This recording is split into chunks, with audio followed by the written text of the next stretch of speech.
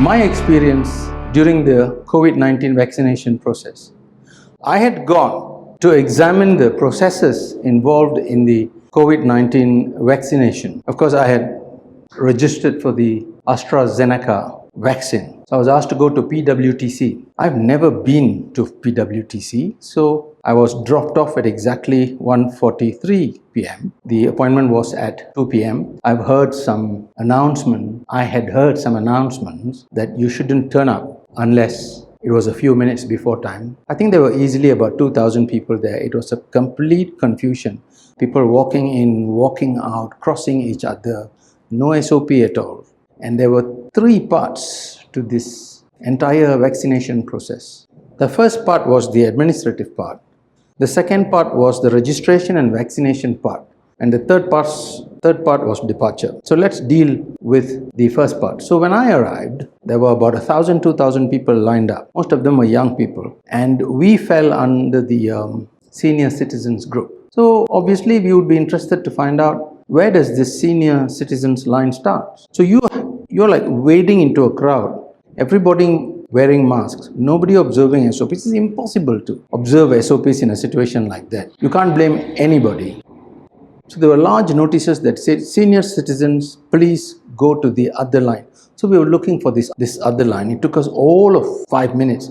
It was beginning to rain, and my wife, who was a nurse, had warned me that if I ever caught a cold, I wasn't going to get vaccinated. So I was a bit worried about that. So in that rain, there was poor Rela people and these poor policemen managing this unmanageable crowd. And the members of the crowd were themselves all decent Malaysians. You could see they're all trying to follow regulations, follow the SOPs, minding their own business. You know, not like some of the other countries where you'll have people yelling, shouting, screaming. And there were so many Rela fellas in uniforms. If you approach any one of them and you ask them, "Benda ni dekat mana? Tempat ni dekat mana?" They were very polite. They said, "It's here, it's there. Can you line up here? Can you line up there?" But it was very confusing because there were so many people asking questions. I couldn't ask questions because there were at least 10 people who were converging on one police lady. And she was very patiently explaining everything to everyone. And I asked her, "Where is the senior citizens line?" And she said, "It's at the CIMB bank." My next question was, "Where on earth is this CIMB bank?" So we had to find, there was a big notice there, CIMB bank. So we went there. There was a guy standing there. There was no line. So I asked him, there were all these police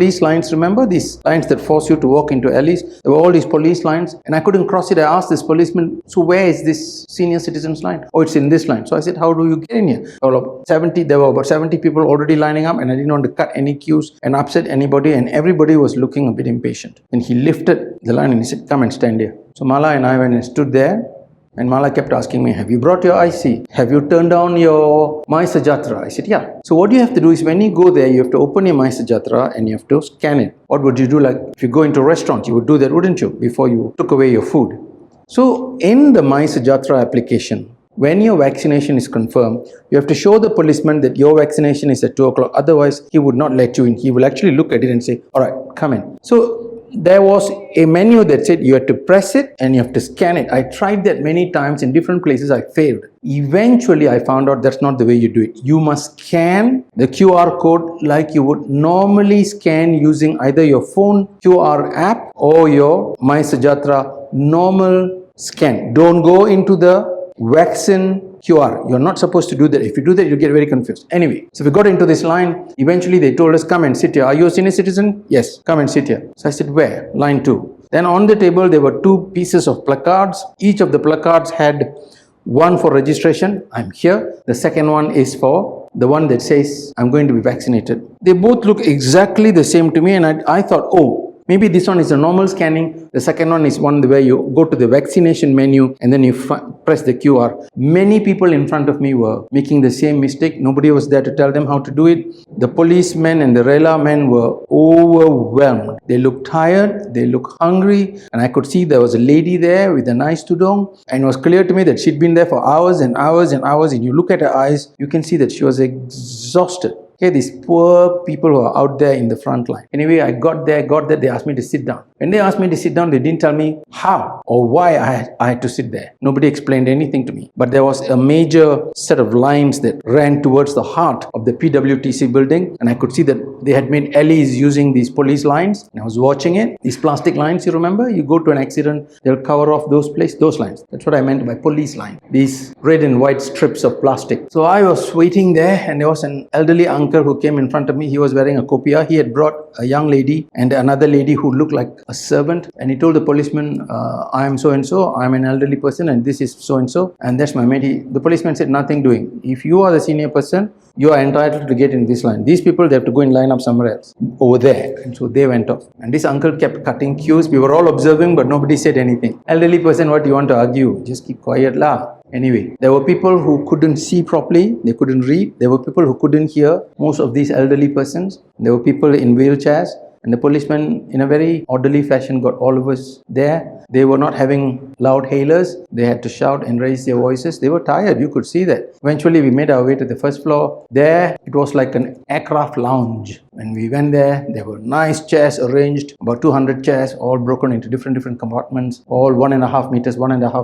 We were asked to sit, and then one nice, teddy bear-like looking gentleman came and he said, Tuan-tuan dan puan-puan, selamat datang, terima kasih kerana bersabar. It was so nice. It sounded like this executive business lounge, aircraft lounges you go into. That's how he sounded. Could you please take out your phone? Could you please look at your COVID-19 My Sejahtera? Could you please look at his profile? Could you please press that? Then can you see the scan there? Press that. Can you scan it on the picture of a QR code in front of your chair? We did that. That was where we were supposed to do it. Nobody told us, but this man did. Then he said, okay, already he had a cue from somebody on a walkie-talkie saying, send the next batch. And he got all of us to rise, and like school. Remember, you in primary school, you'll be told to line up in 3 lines. So station 1, station 2, station 3. You were asked to go, went up to the 4th floor, long corridor. Eventually we ended up before a lady sitting down with a set of forms with numbers printed, like the usual hospital numbers. So those numbers were printed, and then we went in. The forms were given to us with a pen. They had ready pens. We were asked to fill up. The forms were not very good. They should have said my name. It should have said my name, my IC number. I agreed to be vaccinated, and then I agree that my dependent is vaccinated, second column, and the third column says Saksi or witness. I had no witnesses next to me. Anyway, we filled it up. There were 2 forms you have to fill up. They may look alike, but they're not alike, either in English or in Bahasa. I suggest there should be some in Tamil and some in Chinese, because some people couldn't read. Anyway, couldn't read Bahasa or English. Anyway, we went in, and this lady waved us through this narrow threshold, and we were asked to sit again in a place where we filled up all these forms. After we filled up, we were sent to a place. First thing they did, one uncle who was elderly turned around and told me, take out your IC, okay? Take out your IC, take out IC, okay? Take out IC. Don't lose your IC, okay? Take out IC. So I said, he's one of the persons who had come to be vaccinated. He's such a nice fellow. So I took out the IC, told my wife, can you please take out your IC? And at that time, we were receiving phone calls from some of our relatives. So I said to the relatives, please don't call Mala. She's busy being vaccinated. And I made a mistake. Just to stop the call, I went and put it in airplane mode. So when they went in, they will check your My Sejahtera application at every step of the way. Have it on. She had it on airplane mode because I had put it on airplane mode. I went through. She was stuck for 3.5 minutes. She's a bit cross. She looked at me. Why did you put it on airplane mode? And one nice gentleman there opened it up. Then she went through. She was cleared. Then we went to all the doctors. There were about 30 doctors, all tables there. Ask you very simple questions. Have you had this before? Have you had a vaccine before? Have you had this problem before? Have you had that problem before? Do you have these symptoms? Do you have those symptoms? Can you explain this? Do you understand what's happening? Do you know what's going to happen to you? So I answered all that. So I had a condition. They asked me, do you have a condition? Yes. What is that condition? Yes. How long ago was it? 6 months ago. 6 years ago. Oh, that's fine. When did you have this problem? Oh, it was in 1986. Oh, I see. Okay, that's fine. Then they put us through. They made us sit. The numbers were called, we went forward, it was written there E. So there was A, there was B, there was C, there was D, and there was E. E is where you get vaccinated. All these different booths. There were 2 men sitting facing each other. I went and sat down. He took out a syringe and he said, can you see? It's 0.5. I said, I trust you. Tak apa, tuan tengok aja. 0.5. Lepas tu saya cucuk. Tuan tengok, Lepas tu, tuan kena pergi sana, kena duduk, kena buat observation. Boleh tak? I said yes. So what I did was, I had a problem, I had a condition. I had gone to see one of my doctors, Dr. Anand Subramaniam, who himself had this condition. I can't talk about it. And he said, listen GK, when you go there, show them my letter. So he examined me for 1 hour. This was like 2 weeks before I went for the vaccination. Got everything ready. When they showed them the letter, they looked at it. They asked me some extra questions. They waved me through. There were many people there. Very efficient, that part of it. They went through, gave me the jab. So I was thinking I'm going to collapse because of this condition. Nothing happened. So Mala and I were asked to go down to the 3rd floor. We had gone to the 4th floor. They went down to the 3rd floor. There we were observed. We went in, again checked. Again, my Sajatra, they check everything. They ask you to sit down. Then they told me, please do not leave until you fill up this form. So I filled it up.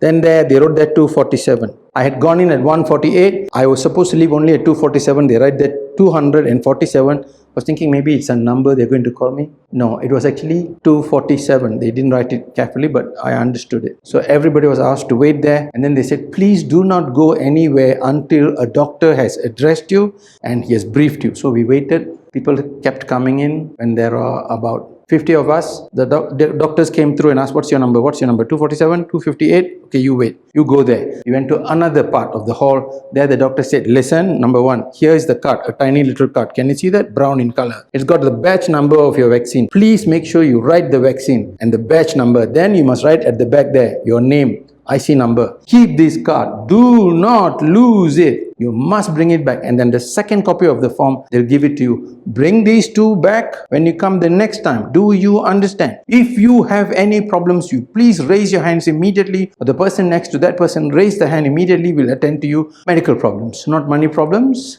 We are not trained to help you with money problems. Then everybody laughed. And then he went away. So we waited until it was 247. Mala was in the 252 group. So I waited until she came, and suddenly the flow of the patients was from left to right. One person walked in from the right and said something to the doctor. The doctor said, no, go back to the original line down there in the ground floor. I didn't know what he was talking about. This doctor, this Punjabi gentleman, lifted the phone and said, hello, all of you here who are filling the forms. Doctors, listen to me. There are persons who are coming from the other side of the line. You are not to allow that. They must follow the line and the procedure.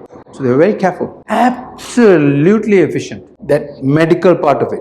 Then the last part of it is when we went out. There were these cutout boxes that said, I have been vaccinated. Everybody was taking photographs. And what upset me was, there were two things that upset me. There was a private medical company's name that was put up there, which said, download this app, we will cover you for everything. It was everywhere. I thought maybe I made a mistake. Maybe there's only one. I looked everywhere in the hall. There were about 20 or 30 of these notices. It was a private thing. It was a private advertisement. I have no idea what it was doing there. I'm upset about it. The second thing was when I came out, where it says, I've been vaccinated, it's written there, Mostila, Itula, Inila, not a word about the Ministry of Health. These are the doctors from there. Okay? And then it says, it gives the name of a politician, and it says, please give a thumbs up to this politician in full name in the Instagram. That upset me. These guys are supposed to be helping us, and they are looking for a name that wasn't right. Okay? So I'm not going to make accusations, but this is not right. Whoever the minister is, remember, that's not right. So, Part A, administration. Part B, medical. Part C, exit. Exit, I told you I got a problem. Part A. Part A was problematic because the people who were dealing with were nice. They were polite. They were decent. They were tired. So I suggest the notices and arrows, more arrows in different languages be put up. What I observed was everybody in the medical part of it were observing the SOPs very, very carefully. They were very professional, very good. I'm so proud of our Malaysian medical system. I'm so glad that we have these doctors and nurses and assistants, and I was a medical assistant there giving us the jab. They're decent people. But you could see that the earlier part of it was controlled by the ministry, totally useless. The last part of it is all this PR work, bad. So I want to thank the Ministry of Health. I want to thank our doctors for helping us. I am not very happy with the politics of it. We'll do another video later. Thank you very much. Goodbye. Take care.